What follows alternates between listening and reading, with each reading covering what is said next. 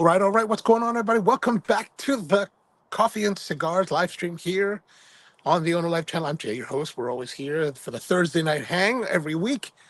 Thursday nights, 8 p.m. Eastern Time, and we're back again trying to get the fire started on this surprisingly cold night here in Baltimore. Look at this thing. Let's see. Now we're trying to get started. I got some paper there, but the paper underneath just doesn't want to light.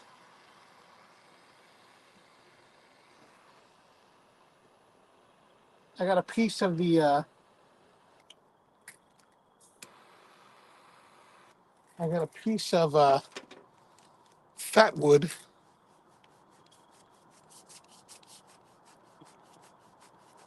This paper that I've decided to use is a bad decision.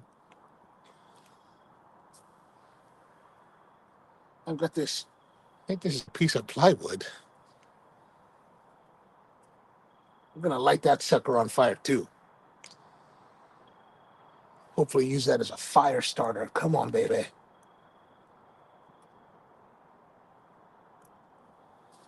Now, this is the same wood as last week, but it should be, I'm thinking that it should be okay because, it's been out for a week. We haven't had any rain for this past week, so hopefully we've got some good news coming. Devin's with us. What's going on, Devin? How have you been? How's your week been? Hopefully we'll get some fire going on here because I'm darn cold. It's really kind of cold here.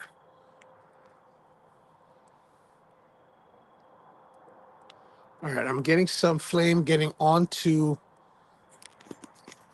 some of the fire. Hopefully that'll catch onto that piece of wood there. And hopefully we're going to get some lighting. Hopefully this wood is not so dry. I mean, not so wet. I mean, last week, of course, it was just totally wet. So it just didn't do anything. So I just left the stack the way it is, as you see it here. I didn't bother to touch it this whole week. I was tempted to come out here and have a cigar and light it up, but I just didn't do that. Mom, what's up, man? How are things, Brian? Good to see you. Good to see you. We are going to hit it up today. All right, I think we might be getting some play action here.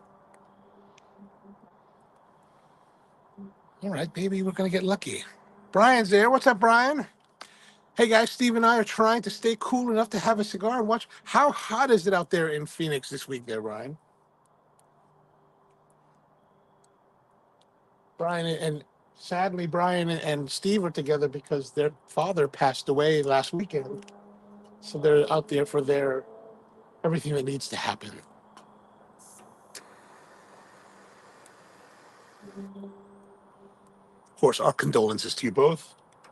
And Brian, about that thing for tomorrow, just if they send you any updates, just text that over to me.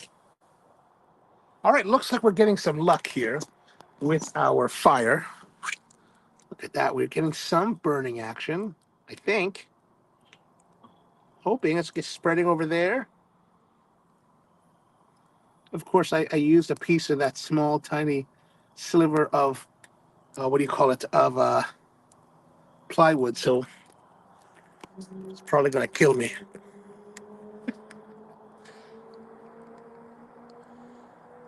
102 in the shade. Oh my gosh. And Rusty says, evening, it's cold up here in New Jersey too. Yeah, it's pretty cold. I've actually got 2 layers on plus the shirt. I'm actually thinking I probably should have got one of those beanies. Yeah. Good things, good things, good things. Only good thoughts for you guys out there. All right, so today our coffee, I was kind of like in a rush. So I brewed some coffee here. This is a Chemex brew of a coffee that Matt roasted for Park and Perk from, it's a community coffee from the Matagalpa region in Nicaragua. So kind of like this whole, Nicaragua thing going on. And I put it, of course, in my new Festool thing here. Devin says it's pretty nice in Florida. Oh, nice. Hope you didn't have much trouble with the hurricane, the two of them. And but here it's cold. Like I'm rethinking my thoughts of like I should have probably went back to the garage and set up in there. But I'm definitely like not enjoying not having a um,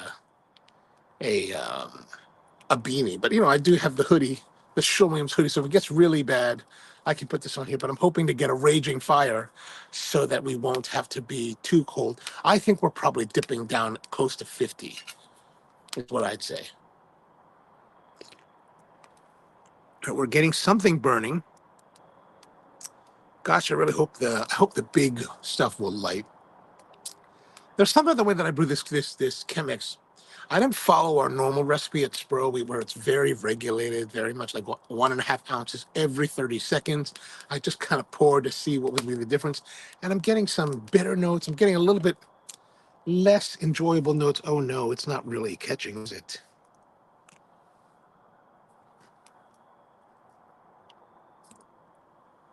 You're not getting much play action. This is really getting to be disturbing.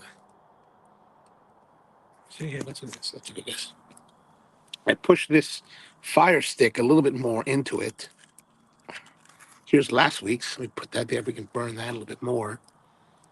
I'm trying to see if we can get this piece of white oak lit, or even the one that's above it, right? But man, it's just not doing too well. There's a couple pieces of pine in there that are burning, but the other stuff is just being very, very difficult to light.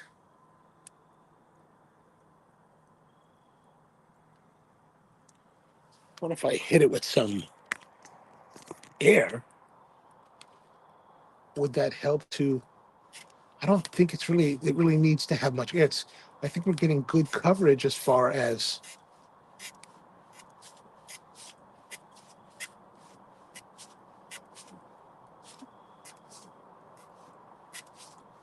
Well, maybe I'll push a little bit of air on it.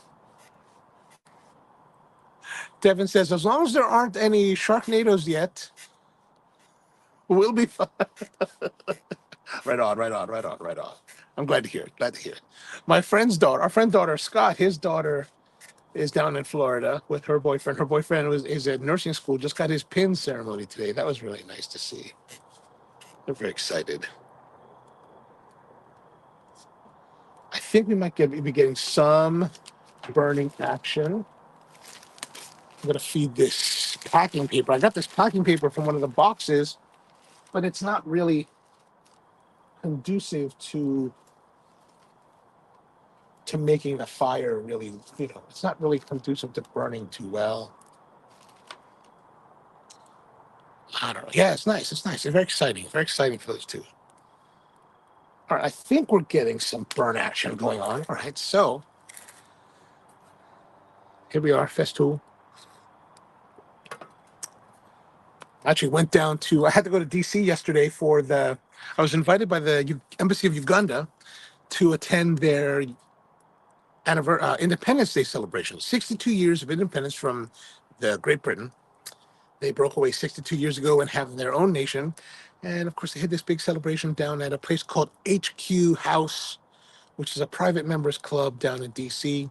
Really nice time. A lot of people from, around the DC area, and of course, Africans from East Africa as well as West Africa were there. Got to meet up with a lot of people. Went down, took my friend Colleen with me, so we had a really good time, I think. And but before that, I decided I was going to go to the Woodcraft in Rockville because they're a Festool dealer. I was like, well, I got to get some stuff. So I'm kind of losing. I'm kind of losing it, right? So basically, the Festool dealer in Baltimore is really good. I really like those guys. I really want to support. I really want to support them. But you know what? They're a brand new dealership, and one of the things about brand new dealerships is that, well, when you go to other dealerships that have been around for a long time, they always have like more stuff of different types of things, right? And I understand because when they're only a year old here in Baltimore, so they only have so much inventory because they're still trying to figure out what they're going to have, right? And everybody else has been around, like these guys in Rockville, they've been around since the '90s, so they've got a lot of a lot of stuff. So I went there and I was just buying the stuff that I couldn't get right away here. And I was like, all right, this will be good to augment. Like they have this Centro Tech 100 millimeter drill bits, not drill bits, but driver bits. And I was like, I wanted to get one of those sets. So I picked up a set there, and we're good to go. All right, I think we're getting some good burn action now. I think they're starting to catch.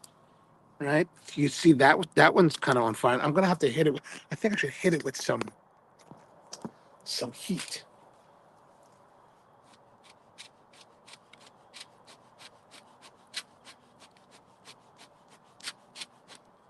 Because one thing about it, I don't think there's enough airflow getting in here. Well, what I'm liking about this is that I can take this nozzle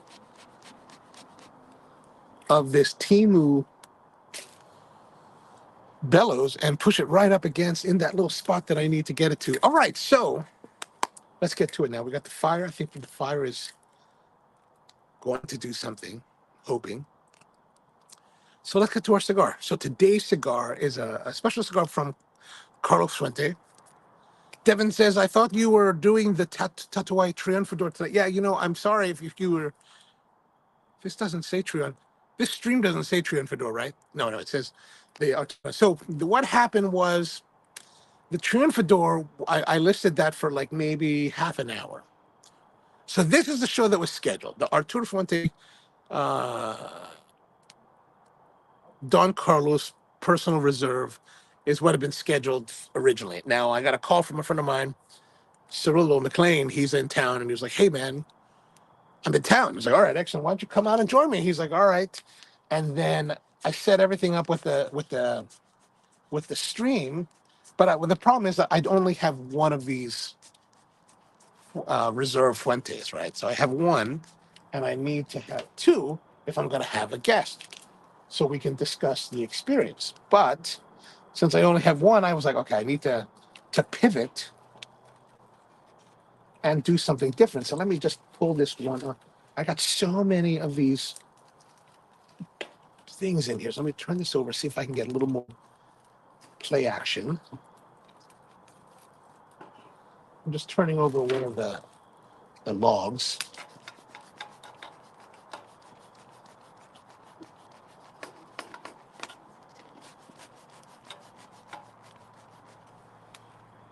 Okay. And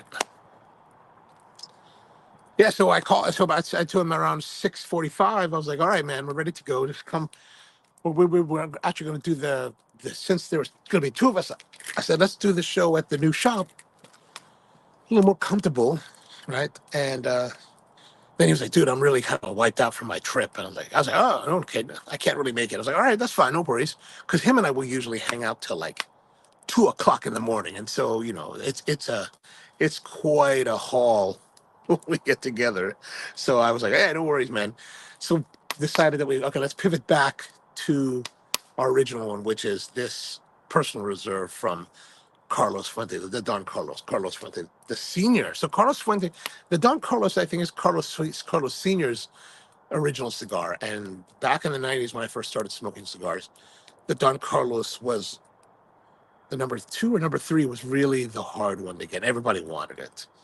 And it was kind of fabled, this cigar. I have a couple boxes, number 1 or number 2 or 3 or whatever it is.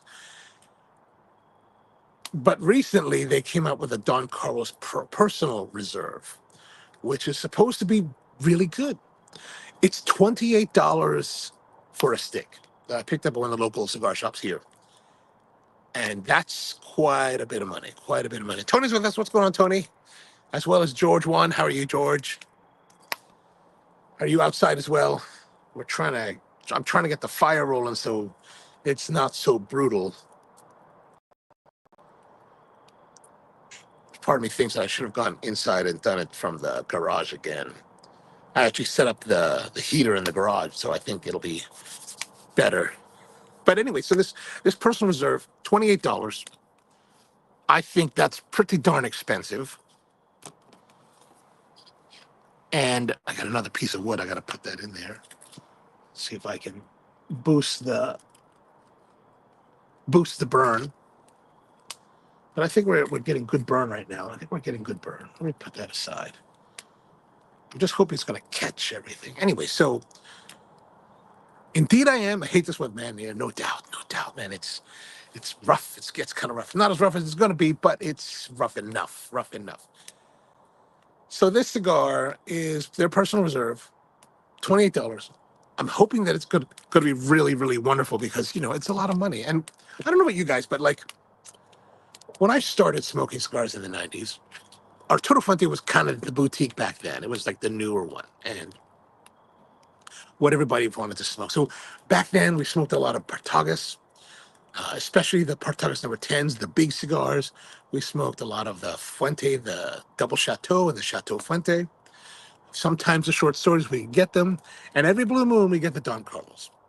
What else? So back then, really, Fuente was like super exciting. I feel like Fuente over the last 15 years has just kind of been not really on our radars. We've always looked for more complex and interesting cigars, more powerful, more force, more pepper, more something. So the green line of the Arturo Fuente has just kind of like been, yeah, it's there, and it's still well regarded, but we don't really think too much about it. I don't know if you guys feel that way. I mean, I'm interested to know if you feel the same about that. But I've decided recently that maybe we should be exploring more Fuente again.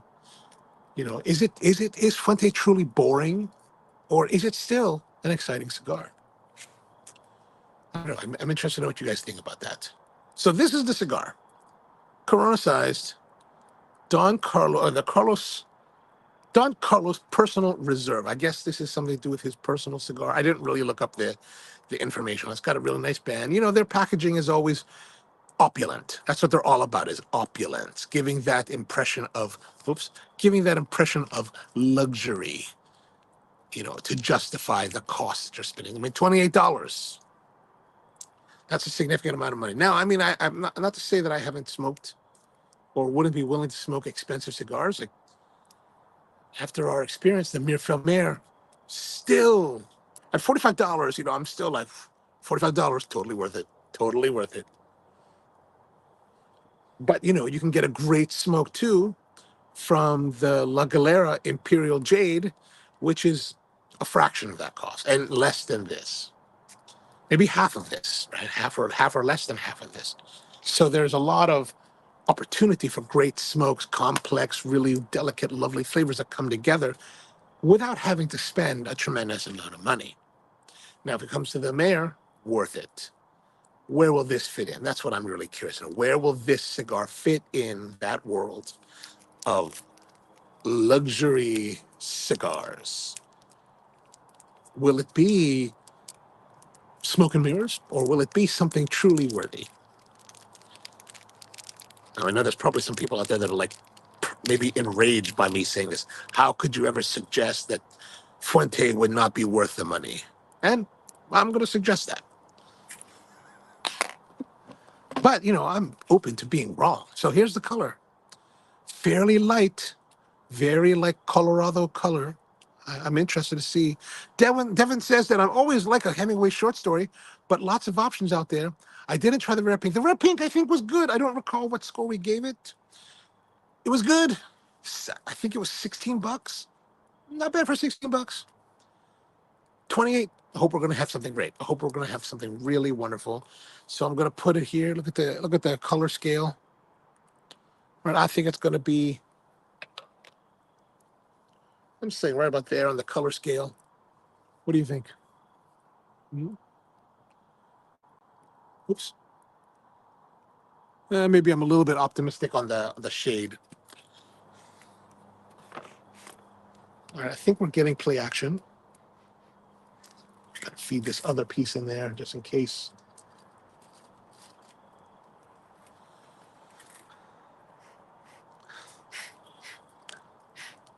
Huh?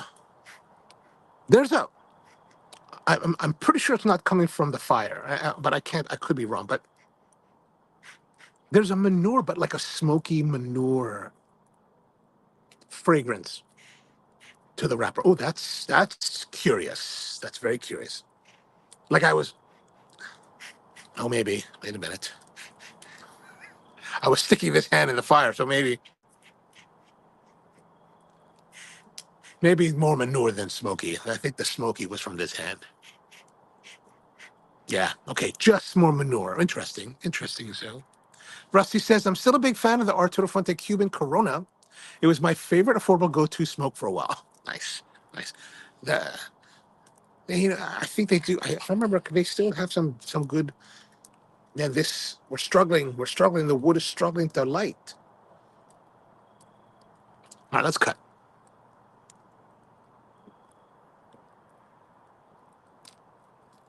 Just a little bit of that cap off of there.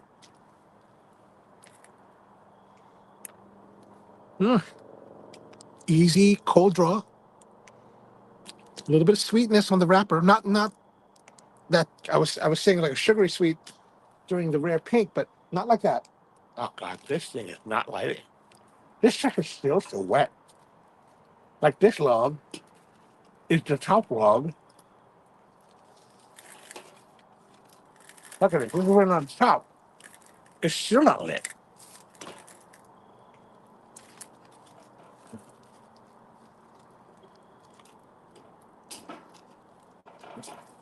We're not going to get fired today.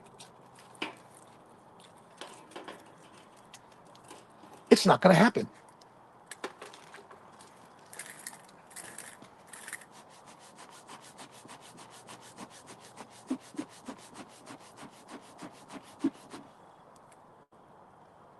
This is tough. I can't tell if it's just still too wet or what. Okay, so a little bit of sweetness, almost like a pipe tobacco sweetness on the cold draw.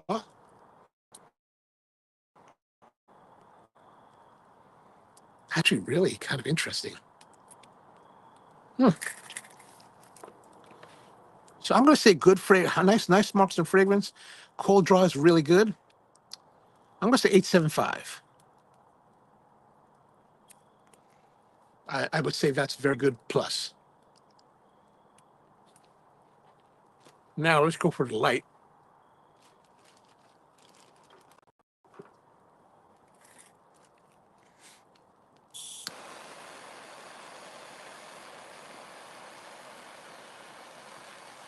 We're using the Hacksmith lightsaber here. I think by turning that other log over, the top log over, and hitting it with some, what do you call it, some bellows, getting some good burn. Now my feet are starting to get cold, even though I've got them in my muck boots.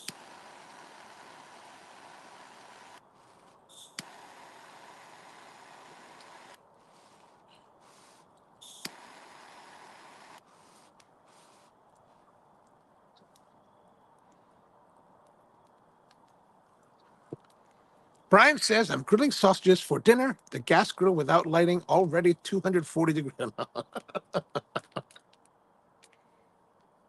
Nice. All right. Oh, we're getting some burning going on here. Look at this. Huh? Mm. Mm. All right. Hopefully that'll stay. Initial thoughts? Ooh, nice. Good complexity. A light amount of spice. Not heavy spice, just nice, smooth, complex, delicious even. Like actually, as I'm tasting it, I would like to puff more. Ah, I like this. I like it. I like it. Now let me push this back a little bit.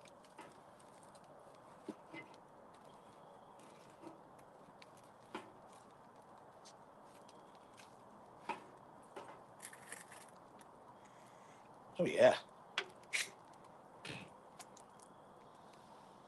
I think we are getting some good rolling fire going on now. Yeah. Ah, definitely. Thank you. Finally, after 2 weeks, we're getting some fire. Gotta say, I talked a lot of smack a few minutes ago, but this so far is turning out to be really, really nice. Like I'm surprised at the nice spicy complexity that is, very. It comes together well. It's well composed so far.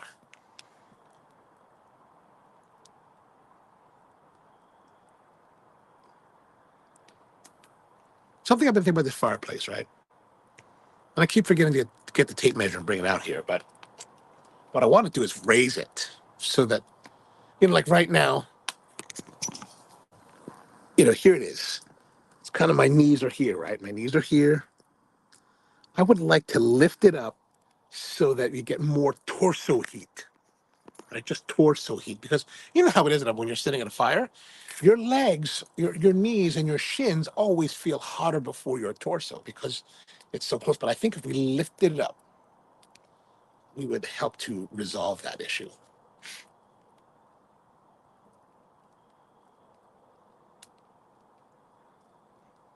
Oh, I gotta say, it's starting out very, very promising.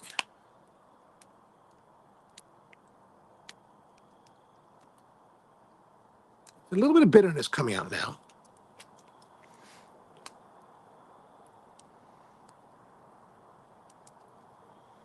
If you have a good fire burning, the cold is not too bad.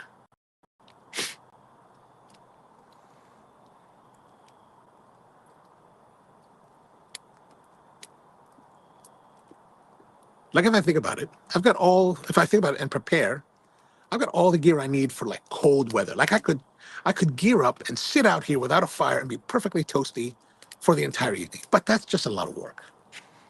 Much nicer to be in shorts and a couple layers and just burn a nice fire.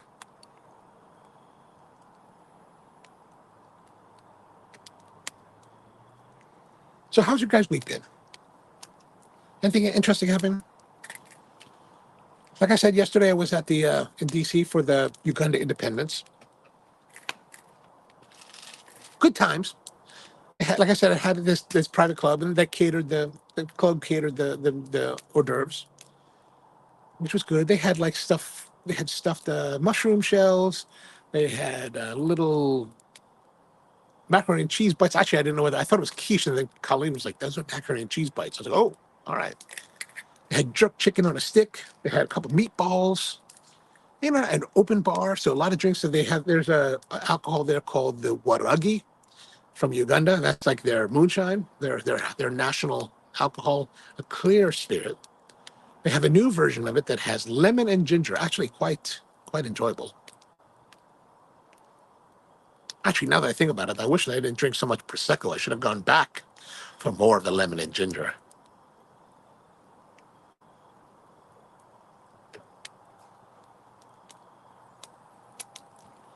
A lot of these countries will have these type of spirits that aren't necessarily aged. They're just like clear spirits. And you just sit around with your friends just drinking. Oh my gosh, man. There's this one from Antioquia, Colombia. This one, I can just see the bottle. It's kind of a square bottle. It says Antioquia, Colombia. It's basically fire water. And again, you just sit around drinking, drinking it. Then one time I was in Nicaragua, and this guy would make was making hooch from the coffee cherries. He would like take the processed cherries, like you would discard the hulls, right? Soak it in water and then make hooch out of it. And I remember one time we're drinking at his house. He's like, "Come over to my house and let's drink." And all right, we're hanging out, drinking and drinking and drinking. I'll tell you what, man. Once I get to drink to a certain level of drinking, my Spanish es muy fluido, muy fluido. It's just like we can sing in Spanish and do all kinds of discussions, deep scientific discussions in Spanish.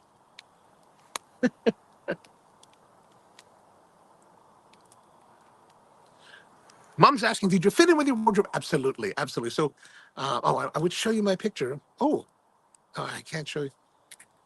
I haven't posted the picture I was going to post the picture on Instagram, but basically, so I have when I was like, many years ago.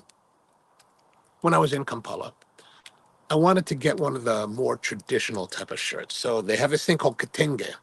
Kitenge is really a shirt that's worn by a lot of women as well as men. Well, the fabric it is. So the fabric is kind of like the Indonesian batik. So they heavily dyed, really colorful prints, really interesting prints. And so every time you see these African women in these dresses that are very colorful, chances are that's a kitenge fabric dress. The men also will wear kitenge shirts, so just pullovers that have open collar, right? No collar, but open, V, not a V cut, but just slit collar, and then they have lots of intricate embroidery around the neck, as well as around the fringes, and I think around the arms too, right? So you can get them long sleeve, you get them short sleeve. I got the short sleeve. I like short sleeves though, and the one that I got was made in Kampala for me. Went to this tailor in Kampala, and I said, I would like to get this shirt, and I would like to have it in the traditional, in the national fabric, right? So if you see the video that I posted today, the little short, you can actually see me and Colleen. There's only a blur, a quick flash of it, but you actually see the shirt at the very beginning. Those colors, the red, the yellow, and the red, gold, and black are the colors of Uganda, and that fabric is the I guess the house fabric for Uganda. And actually, one of the girls that we met, Victoria, she had her dress from the same material, so we matched. And I was like, oh my gosh, what's going on? So really kind of fun and very. And here's the interesting thing: like part of me was also worried, the whole like cultural appropriation thing. But what I remembered was that when you're in other people's countries, most of the time, when you're a Muzungu, someone like myself, who's not from there, they find it enjoyable that you're willing to engage with their cultural practices. So for a lot of Ugandans, especially when I'm there, and even last night, it wasn't seen as offensive or rude or any kind of like comment about wearing the kitenge. It was just wearing the kitenge, and people really. I had a number of people that were like, "I'm so glad you're wearing that," and I was like, "Well, thank you. I'm so glad you're okay. You're okay with it because I was actually not sure what I was going to wear." I actually have another outfit, a full suit that I had made when I was in Kigali, in Rwanda, and it's made from the bark cloth. So they take the bark of a tree. I'm not sure which tree, but and they pulp it and they make it into a fabric. So it's kind of like boxy and kind of not stiff but stiff. And then they dye it with natural dyes. And I have this one that's the pants and the top, and I was like, can I wear that? But I was like, is that too Rwandan? Like, I don't remember if it's if I think I got that one. I had that made in Kigali, so I think it's very Rwandan in design. So I was like, this, I'm going to Uganda. I've been to Uganda many times. I have a Ugandan kitenge. I should be wearing the Ugandan kitenge, not something that would be seen as maybe Rwandan, even though they're neighbors, right? I'm still waiting for an opportunity here to wear that. Like I have certain outfits that like I have no opportunity to wear them. Like the kitenge. This is the first time ever I've worn the kitenge in America. I still haven't worn the Rwandan version. And then I have, of course, the thobe from Saudi Arabia. And imagine you wear a thobe in America, people like probably freak out. They're like, maybe I should take a backpack and just toss it at people. But I really wish I could because sometimes it's really, really hot. And the thobe in the heat is actually super comfortable. Like, you're wearing your bloomers underneath and like a shirt, and you got this billowy thobe robe kind of thing. And it's just like when it's hot, you're just like, oh, this is just the way to chill and be cool. So, but which leads me to the other side of it is that the tradition, like evidently the ultra traditional Ugandan wear. And I don't know if this is shared with other countries in East Africa, but for certainly Uganda, they have a thobe-like formal wear where it's a white like cassock, but no collar. The collar is open, and like I was saying on the Katenga, where you have this ornate embroidery and a kind of a open zip, kind of not zip, but like just opened V-neck, not a V-neck either, but like again more ornate embroidery, and that's it. And then you wear that with a blazer. I had forgotten about that until I was reading it. I spent part of the week reading about what I could wear to this event, and the invitation just says, business attire or traditional wear. And I was like, well, I hope this will work. But I was thinking then, I was like, I kind of wish I had bought the original, I mean, the formal thobe-like thing. That would have been really nice to have.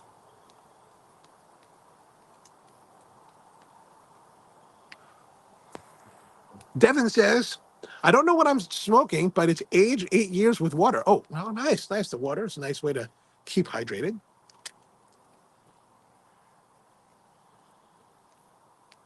And George says he's enjoying the Olmec from Foundation. Why am I surprised? Very good cigar, pairs well with Jefferson's bourbon. Oh, nice. Very nice. And did I read this? Tony's been smoking a warped Nicotina and Diet Cherry Pepsi. Awesome.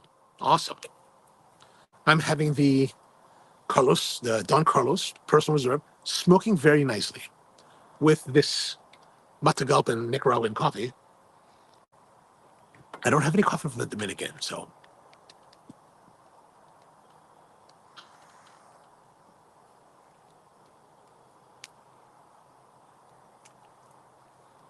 Yeah, our fire is burning nicely now. You can see that. Good flame, good burn. All pit in the center. So I'm pleased. I'm pleased at the moment.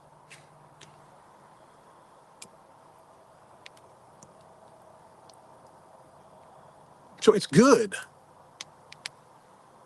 but $28 good. I don't know yet. Find out. Devin says that I love Pacamaros from Nicaragua. Oh yeah, Pacamaros are nice.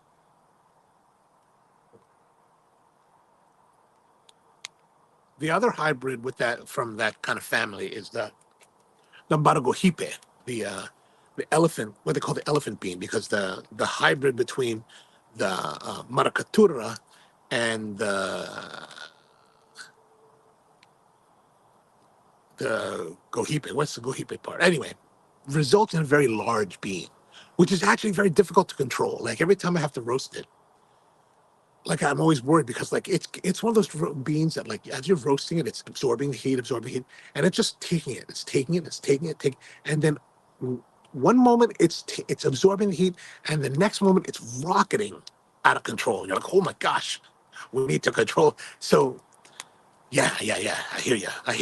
I get that from a place called El Limoncillo, a farm by the Mirish family.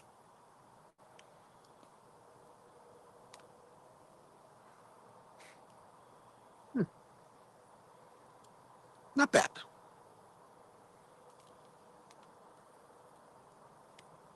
No, so it's Maragogipe, Pacamara. No, I mean I'm thinking about the Maragogipe is, or maybe it's not. I don't know. I may be not thinking too clearly.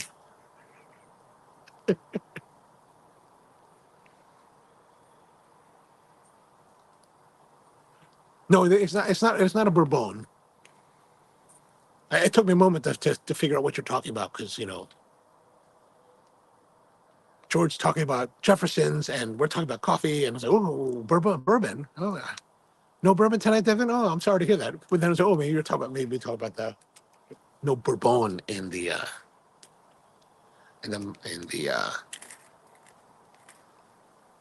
do you say Pacamara? Maybe Pacamara is the what is the one? Oh, maybe we are talking about the same one. Pacamara Pacas. I don't know. I'm gonna have to look at my notes.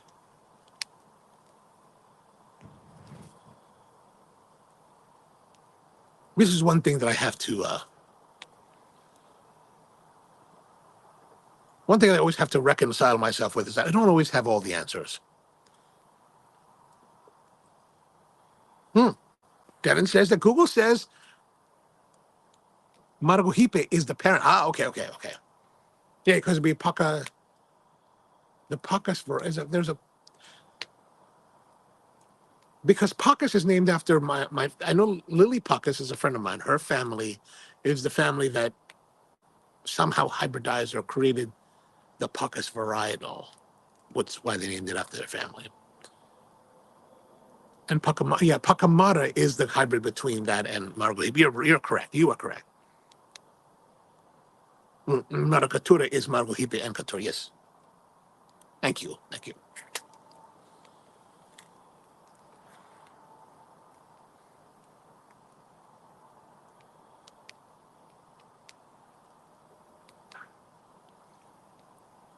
Smoking nicely. A little bit more bitter, a little bit sharperness to it. Like when I say that, I mean if I think about the expensive cigar, like the Mayor from Mayerfell, this is a little bit not as refined, a little bit sharper, a little bit rougher, a little bit edgier.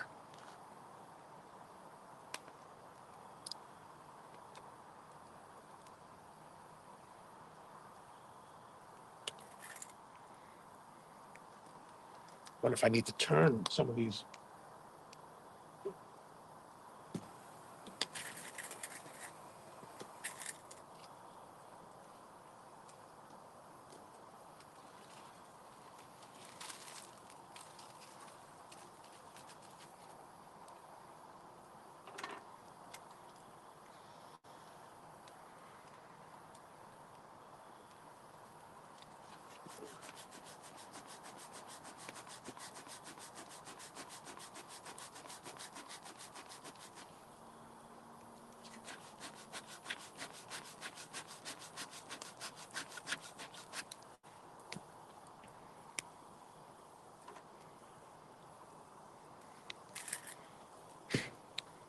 Well, it's burning.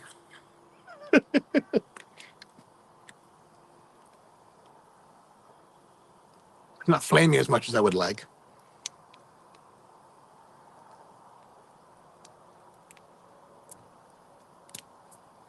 Take this first band off. I think this says Carlos Fuente, the father. I'm going to take the second band off. Did I say but I can take the bands off? So it's nice to be able to take the bands off. What is the, George asking, what is the size?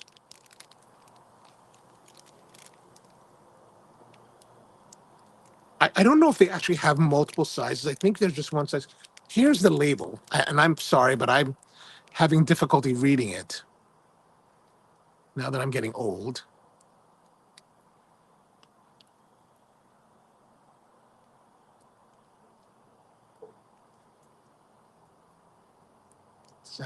Does it say? I don't think it says. I think it's more of a Corona Extra, maybe.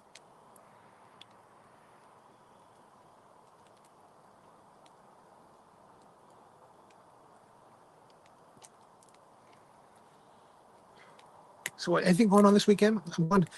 I think I think Saturday I might go back down to Rockville, back to Woodcraft, because they're having a big like Oktoberfest celebration, Oktoberfest, pretzels and hot dogs. I think they're having. Plus, also it's demo day, so Festool will be there with demoing all their gear. Now, Woodcraft of Timonium is having that as well next weekend, the 19th. However, I have to go to the Renaissance Festival on the 19th. So I was like crushed. I was like, oh my gosh, really? I can't go to my Woodcraft for the Festool Day? I was like, oh man. And then I heard that they're having Festool Day at the one in Rockville for Saturday. So maybe I'll go down there.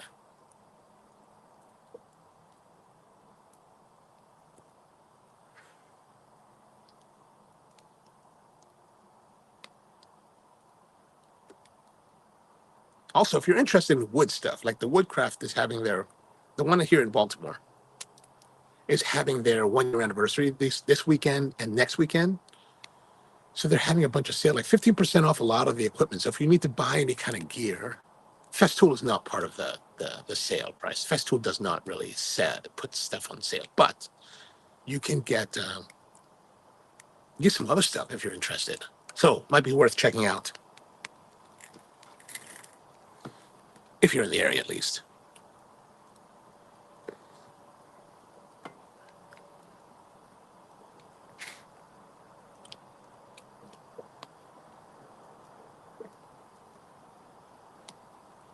I say we're almost to the first third.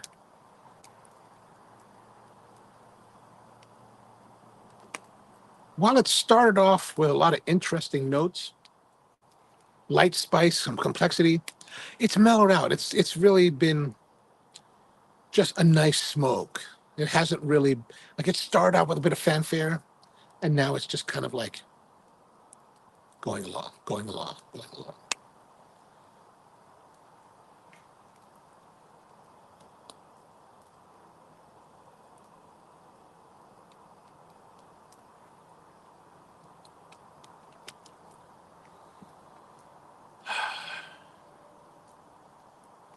Not bad, not bad.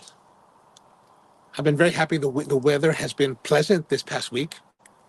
We haven't had any rain since Saturday, I think, so it's been nice.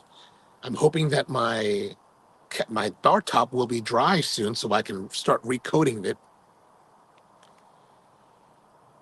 So that's a good thing. I've been cleaning the garage too. Like, finally, after so many years of like neglect, I finally just started to attack it and just throwing stuff away, donating things, just getting organized. Like, I have tools are everywhere, so I finally got the toolbox. I got all gathered all the tools, put them in the toolbox, the chest, and like organize them so they're in their place. So at least I know what we have and where we're going to go with it.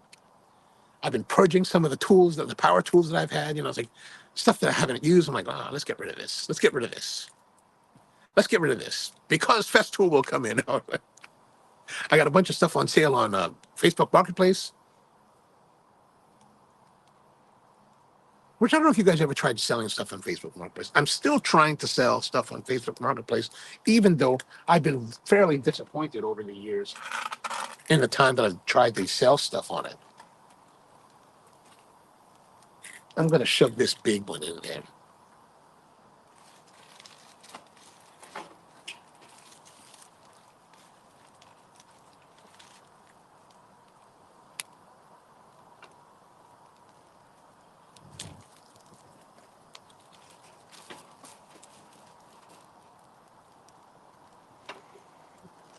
All right.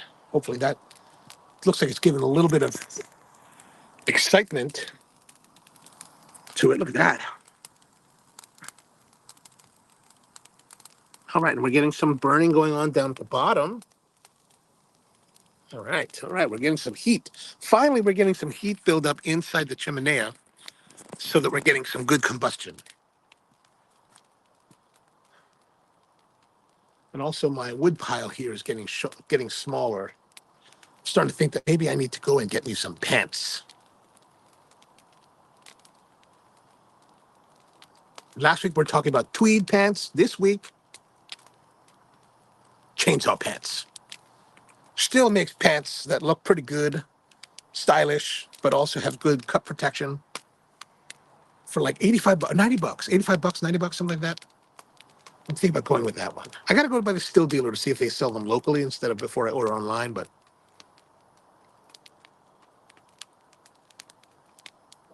that's what I'm thinking about lately because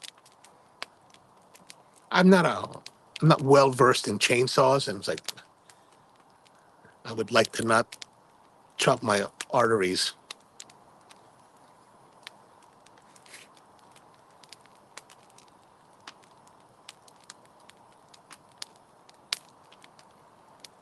Oh yeah, we're getting some good burning now. Finally, exciting, exciting. Let's try this other log. Can I try this other log?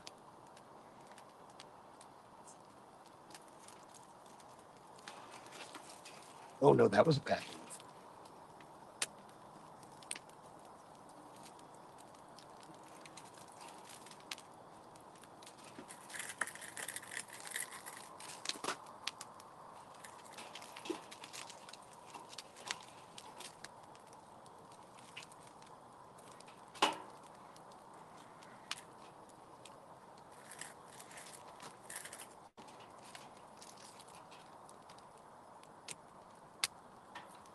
I need better tongs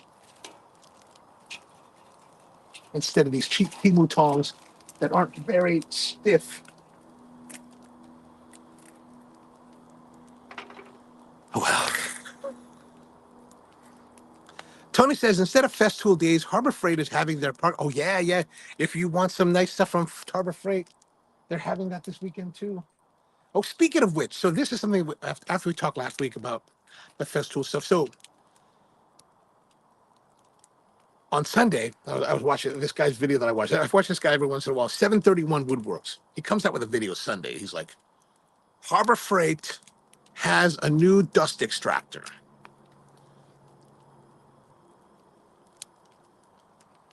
for $299. And I gotta say, when you look at the specs, man, it is super compelling. Like very, very compelling. Like you might want to consider, if you're interested in dust extraction, you might want to consider buying this because it has HEPA filtration, dual HEPAs.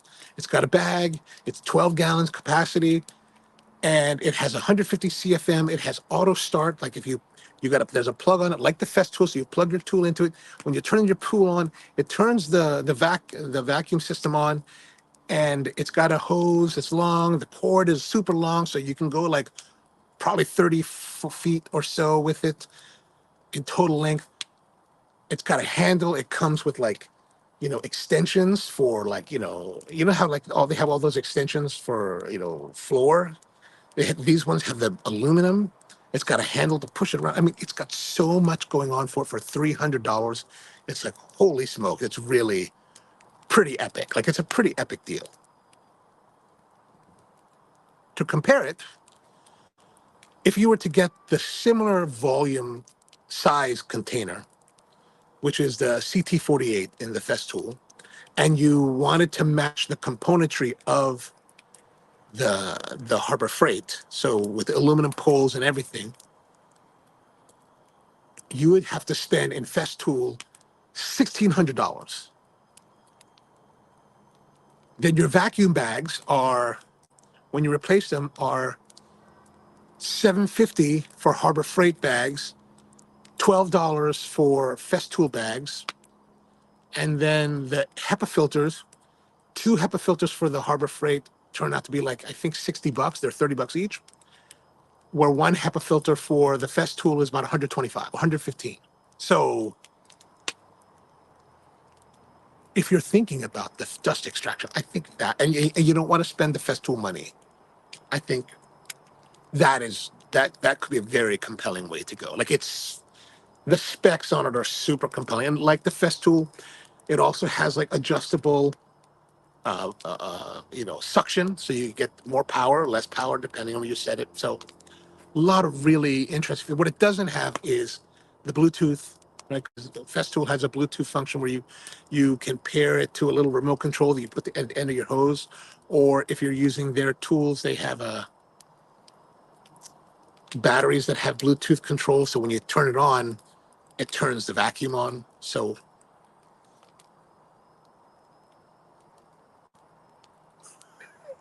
yeah, yeah, I think when that guy Matt, I think his name is Matt, when he put it on his channel, I was like, wow, that's really. And I was planning to get the CT Mini on Monday, and I was like, man, should I change my plan? But I actually went down to Harbor Freight Timonium. They have them in stock, but they don't have them on display. I was like, come on, man, I wanted to come see this. So yeah, I don't know. Might be something worth checking out. Might be worth checking out, especially this weekend during their sale. They got a whole bunch of stuff. Some really good discounts. Like I was looking at some of the evidently the Harbor Freight parallel clamps are pretty well regarded for the price, and they're fairly, I think they're like $32 for like the 48-inch ones. I think they're like 27, so like $5 off. So a fairly good deal if you want to buy some clamps and other stuff there.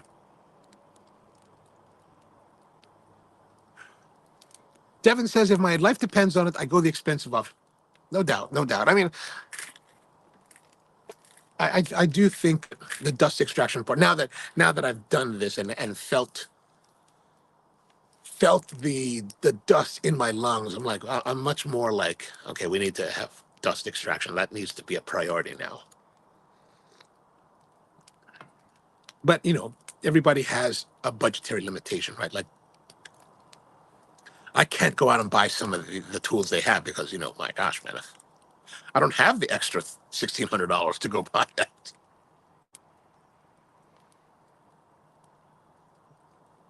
But if you want something that's relatively affordable and inexpensive, that has really good specification, like the specs on it are solid. I mean, I can't. If you watch it, 731 Woodworks, the video that came out Sunday, I think he even uses it. It works pretty darn well. I mean, it has more CFM suction than the Festool. Like the biggest Festool has 137 CFMs. The Harbor Freight has 150. The smaller Festool, the one that I have, has 130. It might be worth.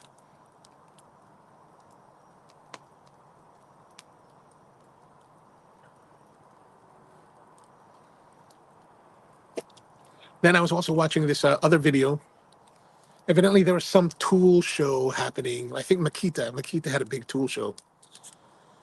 Maquette has a new drill that looks almost exactly like the Festool ETS EC150.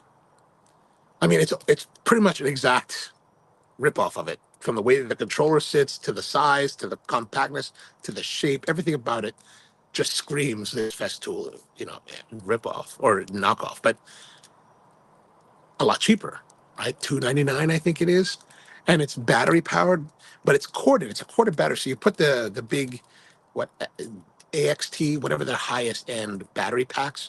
You put there's a cord that runs to a pack that you can clip to your belt, and then they've got this sling around the arm that has a clip, and you put the cable through it, so it helps to keep it out of the way.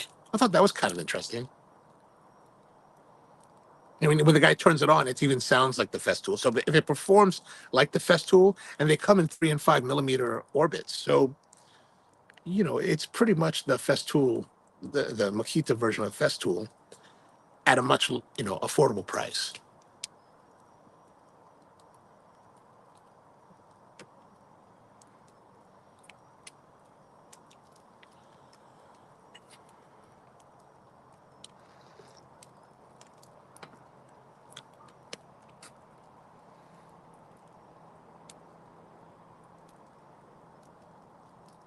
I don't know if I mentioned this the other day, because I don't think I had found it last time we were hanging out.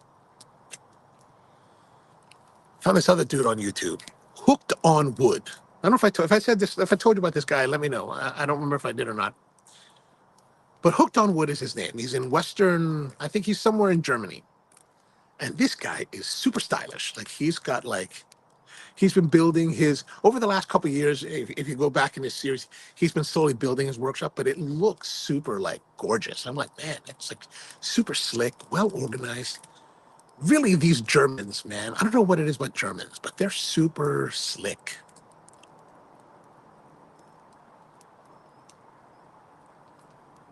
So I would say, check it out. Hooked on Wood. What else been happening in the world? Ravens won. That was a good thing.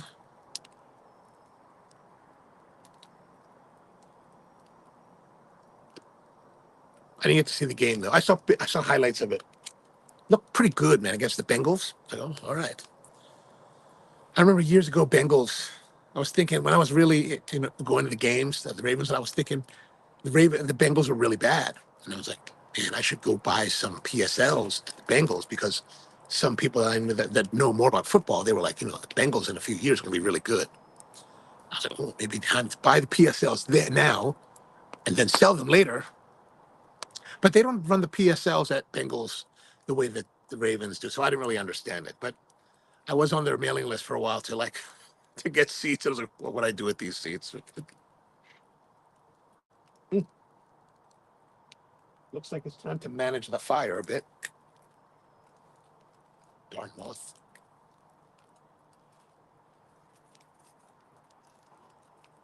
I bought some welding gloves. I should probably bring them out here so I can manipulate the fire a little bit more.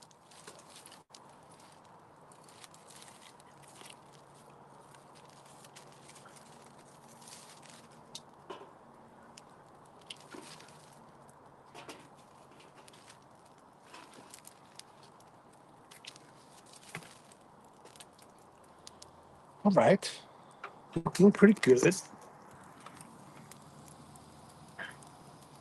Not getting much burning over here. Like, we're still struggling. I think the wood is still fairly wet, still struggling to like really like in previous fires we've had over the last several months, like I would have burned through I would have burned through this pile by now for sure.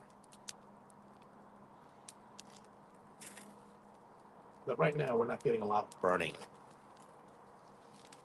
I'm gonna take this one out. I'll be careful when I put embers on me.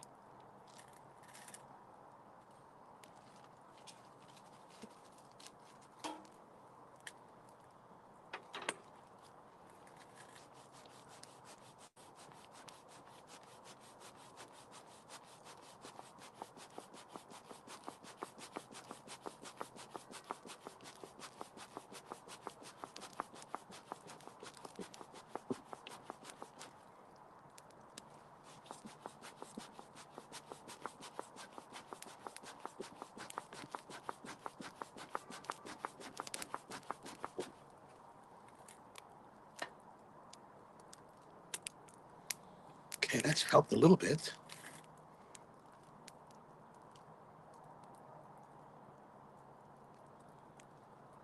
But I do feel like we're flying through this cigar.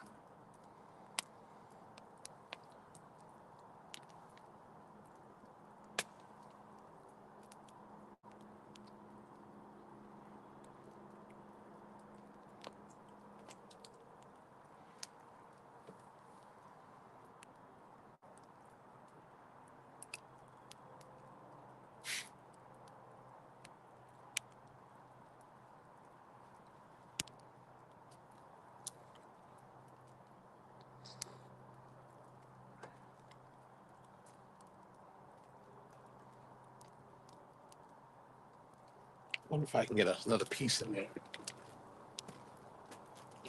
Maybe.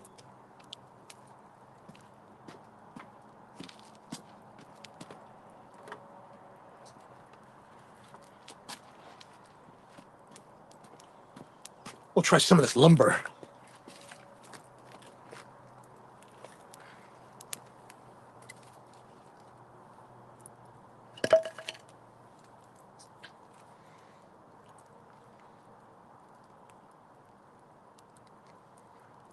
Still got quite a bit of lumber to burn.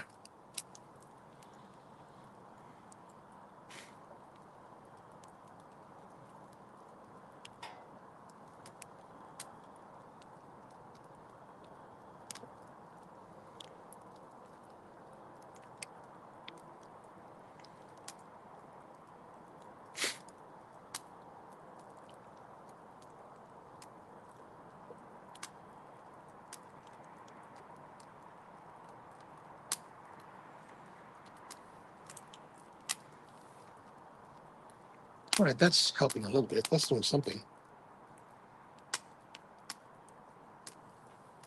I think what I'm going to do.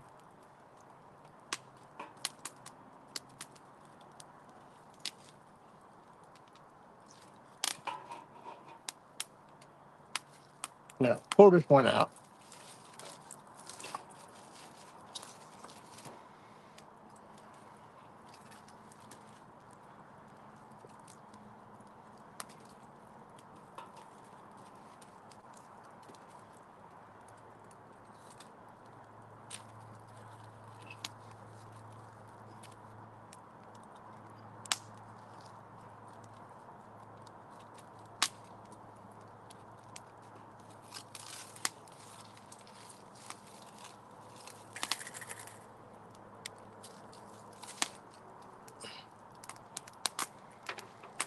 Maybe that'll help burn. I don't know.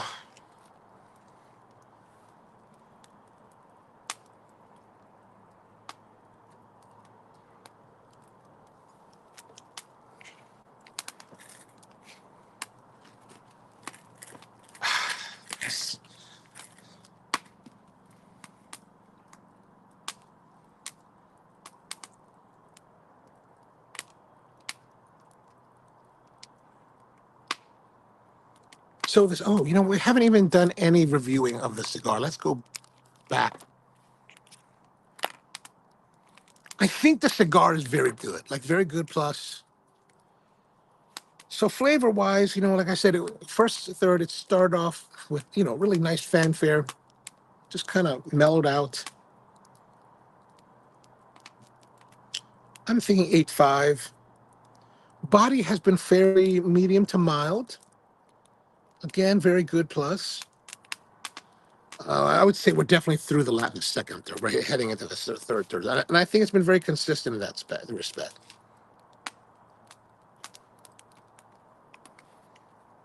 We're getting very consistent performance. Now, personally, after 2/3, I'm not blown away. Like, it's very good, enjoyable, consistent, nothing bad about it, but nothing great, like not awesome. Like, I'm not finding it to be like an awesome, like, oh, this is amazing smoke.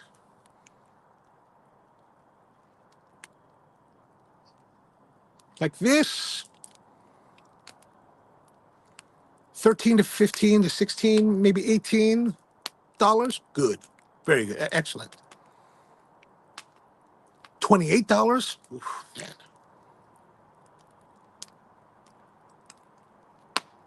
I'm not getting the performance that I would want. I'm not getting the wow factor. Like if you're over $20 cigar, you want some wowness to it, right?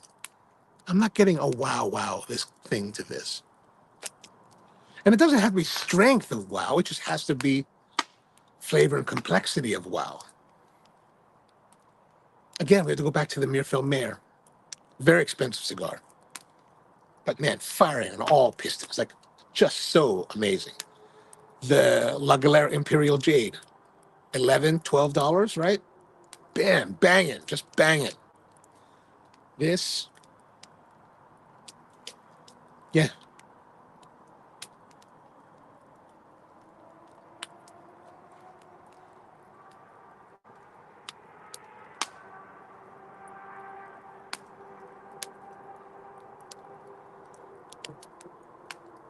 I don't know if I get more. I don't know if I get enjoyment out of this personal reserve more than I would get, let's say, out of the double Chateau Fuente. Or maybe a short story.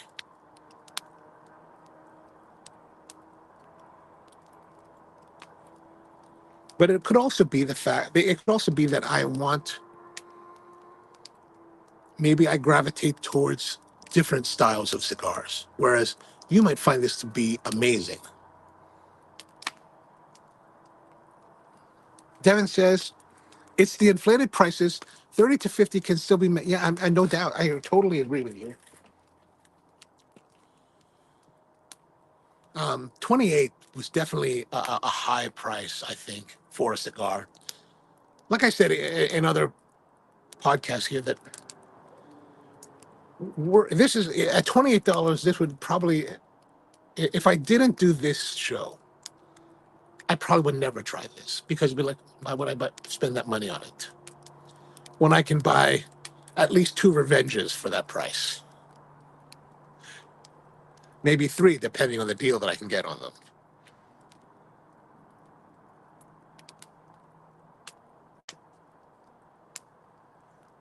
I mean, I am grateful that we have the show, so it kind of forces me to try cigars outside of my chosen spectrum.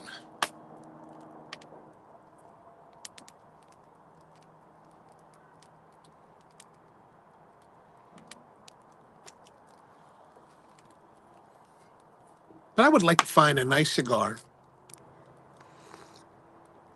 that I really enjoy, that I could smoke on the regular, somewhere in the $7 to $9 range. I think that would be a nice point to be.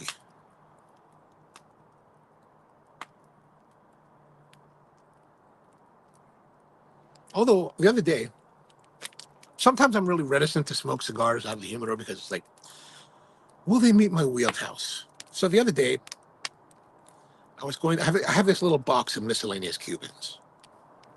And in there was this unknown vintage, like it's got to be like 10, maybe 15 years old by now.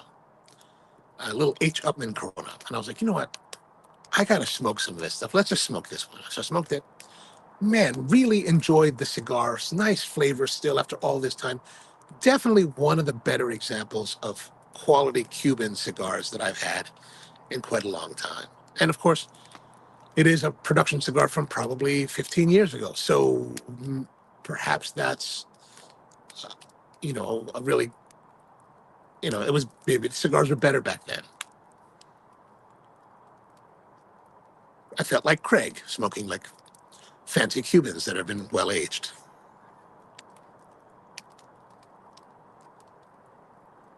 Actually, it wasn't very fancy. It was just a regular line Upman, just like a Corona, just in a cello. Not a big deal.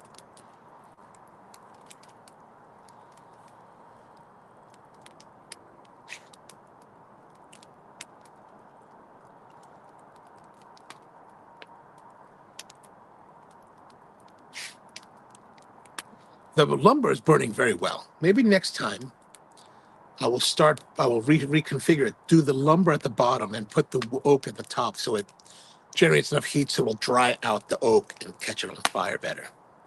Grok Beer's with us. What's going on? Oh, from New Zealand, from down in New Zealand. How are you? Good to see you. Here in New Zealand, if I could get any cigar for 7 to 9, I'd be at. So in New Zealand, are you guys as restrictive or as penalizing on cigars as we hear about in Australia? Like I hear guys talk about going to Australia, they have to smuggle the cigars, otherwise they get taxed heavily. Which I always kind of even want to ever get down to that part of the world. I'll bring my own cigars because I hear the cigars are very expensive. But how many can I bring before I start to get hit by tariffs? And what part of New Zealand are you? Actually, more so than Australia, I've always wanted to go to New Zealand. Like I've always been much more interested in visiting New Zealand than Australia. I used to date a Maori girl from Auckland. I think she's from Auckland. Sonia Brown, very nice girl. Our tobacco tax is about the same in Australia. 1,500 per kilo. 1,500 per kilo. Holy crap! That's incredible. George says diesel vintage sub $10. Do it on a live show. Diesel vintage. All right, I'll give that a try. I'll look for that. Diesel's one of those brands that's like, I think the couple times I've had them, I've liked them, but it's just one of those brands that for whatever reason, I kind of lop it in with the flatheads and the Gurkhas of the world for some reason. I don't know what it is. Maybe just the name. Devin says, I wonder if you can get Sumatran cigars and are they any good? I don't know. I don't know. My very first cigar was back in like 1992, I think it was. I got this cigar because I was feeling I was exploring my culture and feeling very nationalistic. I was in the Philippines. I was in Manila. And I was like, and I heard that they had cigars. I need to get Philippine cigars. And so I went to this store that had the cigars and I bought a box. A box of 25 from a company called Tabacalera, which is like the very venerated cigar company in the Philippines. And Sumatran wrapped Coronas. And I still have most of the box. Like I maybe smoked 3 or 4 of them at the most 30 years later. But it was my very first cigar. And I remember I brought it back to Hawaii when I was living in Hawaii and I had my apartment. And I had this apartment that's high rise, glass walls, no balcony or anything. So it just all like super slick looking. Like it was like Miami Vice living, right? And I was like, I'm going to try cigars in my apartment. And I lit up and I smoked this cigar. And I think I enjoyed it. But I paid for it like severely because I smoked a cigar in my apartment and there's no ventilation, right? So my apartment reeked for 2 weeks of this cigar smell, of this smokiness. And I was like, oh my gosh, I'll never do this again. That was a total mistake. But I recently tried it. Maybe a year or two ago, I tried. I was looking at the box. I was like, let me try one of these. And gosh darn it, it's still pretty darn good. So yeah, I think there could be some really nice Sumatrans that are possibly out there. Grok says that we can bring in twice as much as Australia duty free, 50 grams per person. About 50 grams. Is that a box? Would that be like a box of like, let's say a box of like 12 from RoMa? Like if I brought a box of my of my revenges, would that be 50 grams or is that more? And how do they check? Like, do they scan your bags really hard when you come back, when you enter the country? Like if I'm shoving them in my bags, will I get caught? And can I play dumb American and be like, what? I'm sorry, I didn't realize. Brian says that I just ordered some diesel cigars yesterday. It's called Unholy Cocktail. Oh, all right. I wonder if they have them around here. And Tony says, Devin, they use Sumatran wrappers from Ecuador on a lot of nice cigars. Oh, all right, all right. And Devin says, I feel that there are some hidden gems in the Pacific Asia side, maybe not as refined or as New Worlds or Cubans. Yeah, and I don't know if I don't know what their cigar manufacturing scene is like in, let's say, in Sumatra and Indonesia, but definitely in the Philippines, they have some nice tabacalera. There's two companies. There's Tabacalera, and then there's Flor de Filipinas.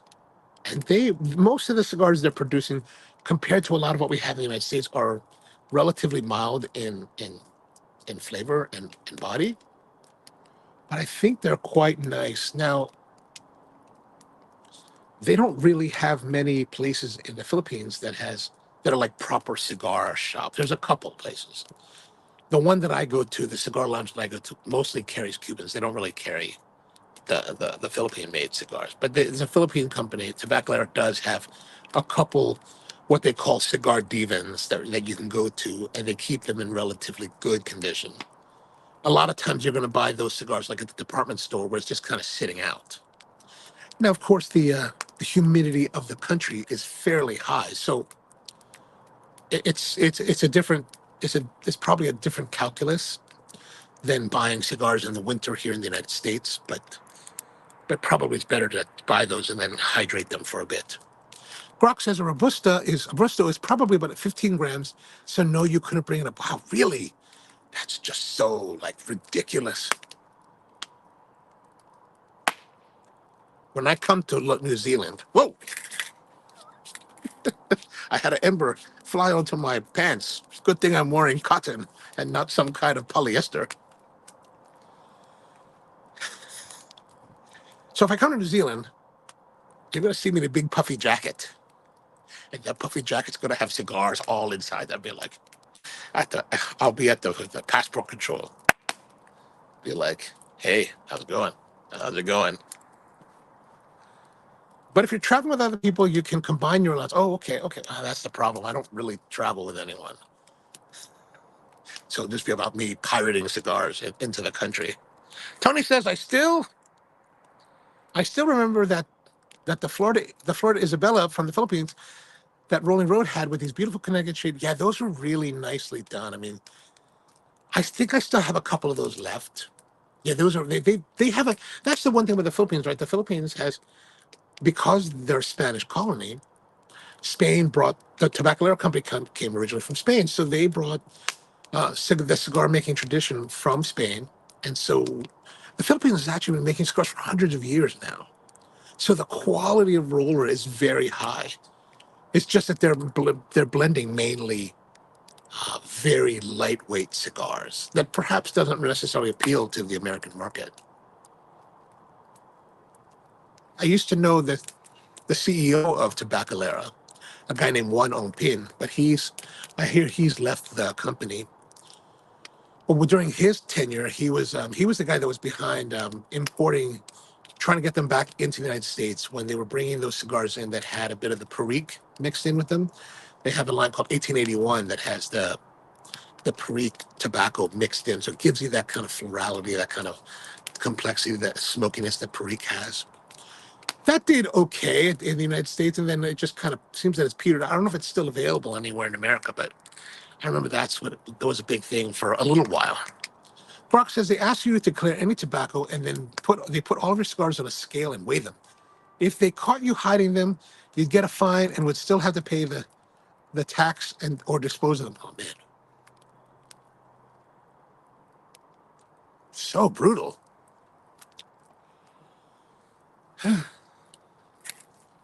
What can you do? What can you do? That's so terrible. How about in New Zealand? So evidently Australia, it's so restricted in Australia that I think there's only one cigar lounge, and I think it's the entire country. My buddy is a friend. One of my buddies. He's good friends with the guy that owns that lounge in Perth, and I think they were telling me that it's only one lounge in the country. So how is the lounge situation in New Zealand? Do they even have them, or they allow them? And if you do have cigars, where can you smoke them there?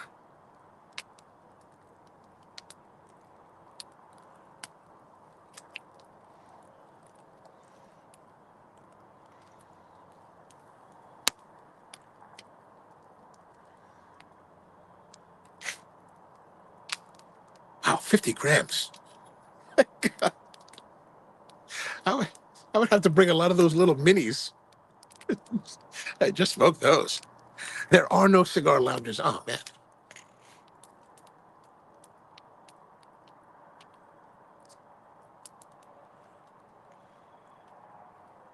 That's craziness. But still, I want to come visit. I would love to come visit. I hear there's some great coffee places, beautiful scenery. Buddy of mine has a new coffee shop, well, a relatively new coffee shop. He lives somewhere just outside of Auckland. He opened a place in front of his house, I think. Built a little, like, some kind of shop in front of his house. I don't know the name of the shop. His name is Stuart Hargy. So if you find Stu Hargy, you look him up on Stu Hargy Coffee. If you look him up on Google, you probably find a shop. If you have the chance, he would have very good coffee to have there. If you go there and you meet him, tell him I said hello.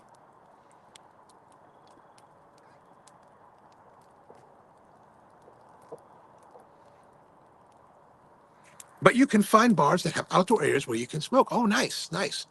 That's nice. That's a nice thing because here in America, yeah, there's not many bars that will be very welcoming to you for that. They'll still be open to the air, but can be covered to protect you. Oh, that's fine. That's fine. I mean, as long as the weather's relatively mild or they have heaters outside, it's pretty good. Like we'll go sometimes to the casino here in Baltimore. There's a big casino here called Maryland Live. So if I'm hanging out with like Cirillo and the guys at the Tobacco Leaf closed like 10 or 11. A lot of times I'll be like, let's go to Live. And I'll say, all right, let's go. So the first time I went, it's an open air part of the casino, but it's like the wall that's open to the air is like 75 feet away. So it's like you're way deep inside the building. So it's like really kind of nice. And they do have heaters for the winter time. So it's very much like you're indoors and enjoying yourself. And then there you can get drinks and food. Brian says, brother has large tea leaves and wants to use coffee grinder and tea strainer so he can enjoy. Any thoughts on how to do this well? So you want to grind the tea? Is that what you're saying?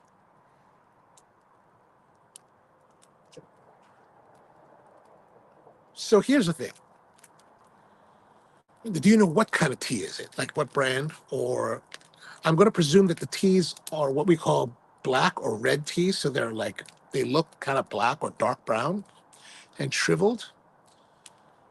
If you have large leaf tea like that, it's best not to grind them. Just put them in your pot and brew them. Just add hot water and let them steep.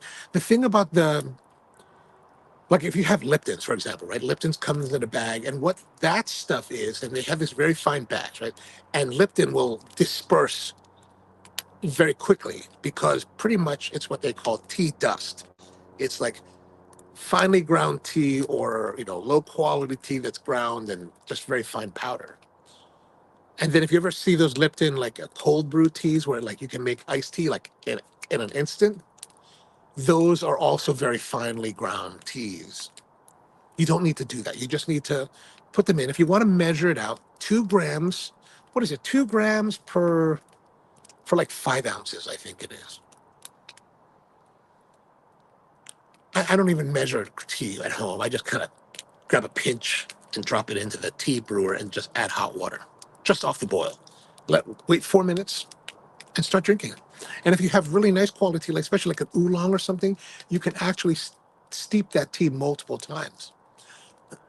And if you're using an oolong tea, like let's say you do your first steeping, 4 minutes, pour it all out and drink it. When you're ready to make more, pour it back in. The second, third, and maybe fourth steepings only have to last just a few minutes, maybe 2 minutes, maybe 1 minute. So tea is in some ways is much easier to work with than coffee. You don't have to grind it necessarily.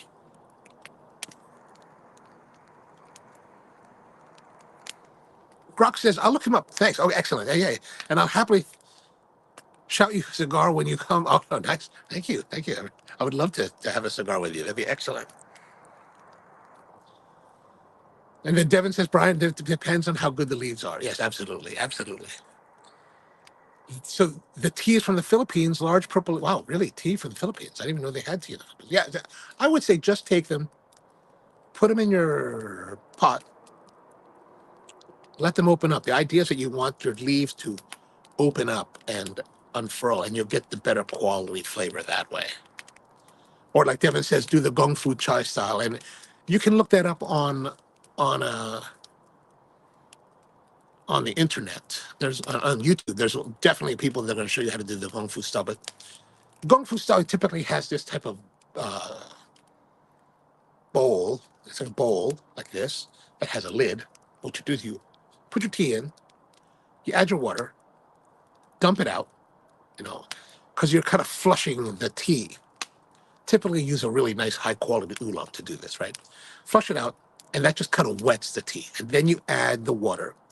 And for the Gong Fu style, you actually will add the water, and I think it's only like maybe a minute, and then you pour it out because usually you're sitting with a bunch of people, and you have these little cups, right? These little teeny tiny cups, and you'll pour that out, drink, add more water, pour it out, and you're not even wait. And the Gong Fu style, you're not even waiting, but you're going through multiple steepings, and the idea behind that is that you're exploring the flavor of the tea through multiple steepings.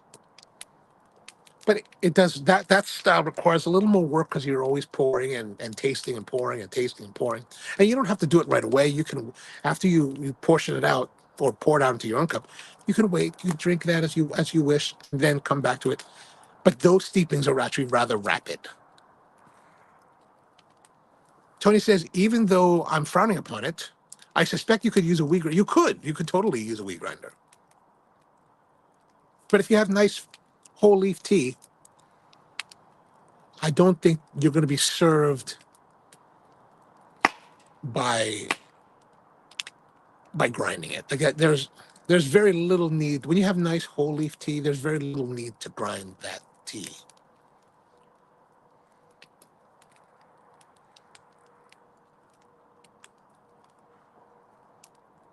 Coming along, a little bit more strength now, a little bit more oomph, a little more flavor.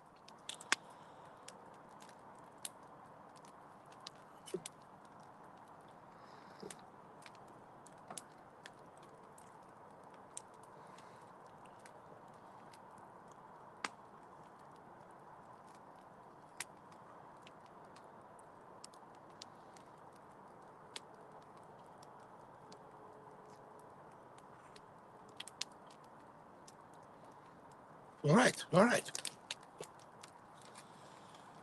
It's about 9:30. I wonder if we can make this last half an hour.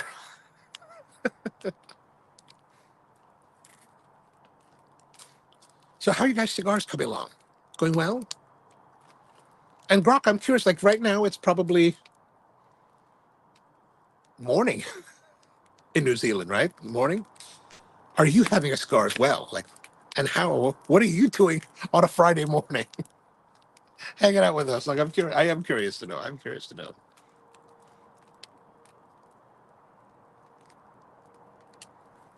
Like, I think combustion, smoke production, really, really good. Great.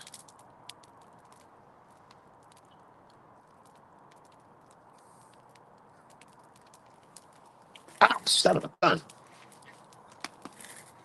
The ash fell onto my knee. And I've left the grate open on the fire. So any kind of popping is like, there's always the chance that I'm going to get burned. We're living dangerously tonight.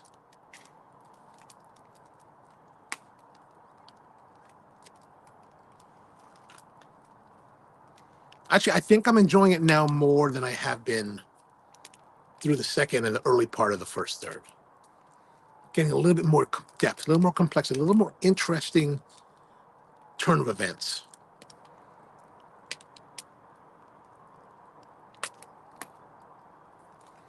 If we look at our humidor, I'm seeing some condensation on it. So it's a fairly humid night out tonight, even though it's pretty cold. And it's fairly humid because, like, I noticed that my humidor, my alarm was going off, and I was like, am I out of water? So I walked in there, beep, beep, beep. I got this little monitor that beeps when the humidity gets out of range. And I went to go pull the humidifier's water reservoir, and it's still full. And I was like, what? And I looked at the meter, it was like 79%. I was like, oh, 79%. So now I just left the door to the humidor open just to let it air out.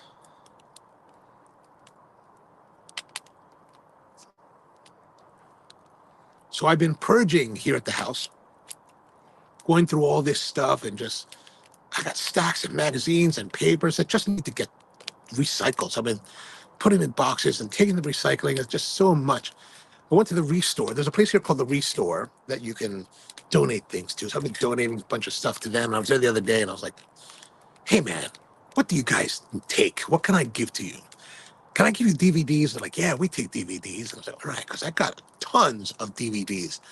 And, who watches DVDs anymore? I've already digitized all my DVDs. So it's like, I can just get rid of them. I just got to make sure that the hard drive doesn't die. I don't know if I mentioned this. That's something I've been thinking about lately because we had a creative group meeting last week. And one of the guys in the creative group, he's actually an IT guy. And I was like, dude, we're talking to him about like archiving and how do we manage computer files? Like, since I've been doing the YouTube thing, right? I'm shooting videos, I'm storing videos, storing the footage, and then storing the edited videos on the hard drives. And this is what everybody says in YouTube world is that after a certain point, you get to this point where you got just stacks of hard drives, and I've got like 6 hard drives now filled, like of different sizes, 2 to like 8 terabytes. And it's like, how do I manage this better? And like at some point, the drives will fail, so we have to expect failure of the drive. So how do we manage this? He was trying to tell me more about how to manage it. I was like, okay, I got to work on that. Evidently, there's this program, this online application that you can use for free. I forgot the name of it. I have to look it up. But you can do hard drive mirroring. So you use 2 separate computers, and it can be 2 separate computers in your home network. And it will automatically mirror on both drives. So in case you lose one, you'll still have the other. But I think when you have like 50 terabytes worth of data, or I think I have 40 terabytes worth of data, how do you, like, I got to call them up and like, dude, how do I manage this now? If I got all these, if this is all my total amount of terabytes, how do I manage that? Because, when it comes to hard drives, failure is imminent. Well, maybe not imminent, but you know that it's going to die at some point. Actually, I was pulling one of my old PCs that I used to use at the shop. And I was thinking, I'm going to use this PC to run my accounting software, but the drive in it is from like 2010.